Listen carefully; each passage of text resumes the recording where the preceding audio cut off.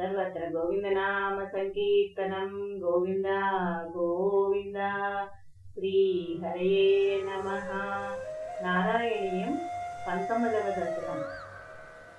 पृथोऽसु नक्ता पृथुधर्मकर्मठः प्राचीनबद्धिर्युवतौ च तद्रुतौ प्रचेतसो नाम सुचेतसः सुतान् अजीजनत्वत्करुणाङ्कुरानि वा।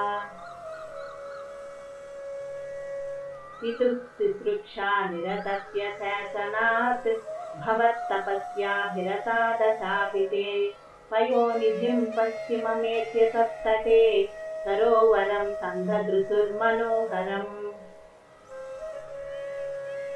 तदा भवत्तीर्थमिदं समागतो भवो भवत्सेवकदर्शनादृतः प्रकाशमासाद्य पुरः प्रचेतसाम् उपादिशद्भक्ततमस्तवस्तवम्। स्तवं जपन्तस्तममीजलान्तरे भवन्तमासे विशतायुतं समाः भवत्सुखास्वादरसादवीश्रियान् बभूव कालो ध्रुववन्न शीघ्रता।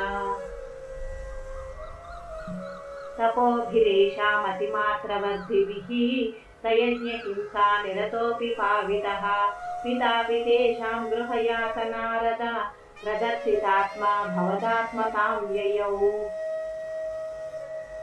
कृपाबलेनैव पुरः प्रचेतसां प्रकाशमागाः पटगेन्द्रवाहनः विराजिचक्रादिवरायुधां सुभिः भुजाभिरष्टाभिरुदञ्चितद्युतिः।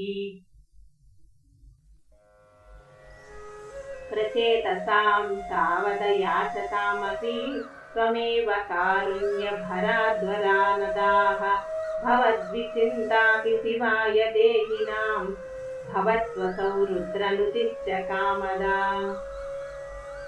अवाप्य कान्तां तनयां महीरुहां कयानमध्वं दशलक्षवत्सरीं सुतोऽस्तु दक्षो ननु तक्ष्णनाच्छमां प्रयास्यधेतिं जगदो मुदैवतान्।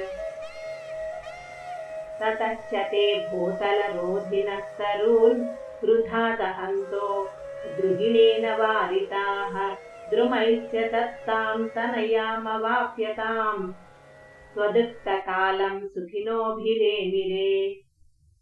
अवाप्य दक्षं च सुतं कृताध्वराः प्रचेतसो नारदलब्धया धिया अवापुरानन्दपदं तथाविधः त्वमीशवातालयनाथ पाहि माम्।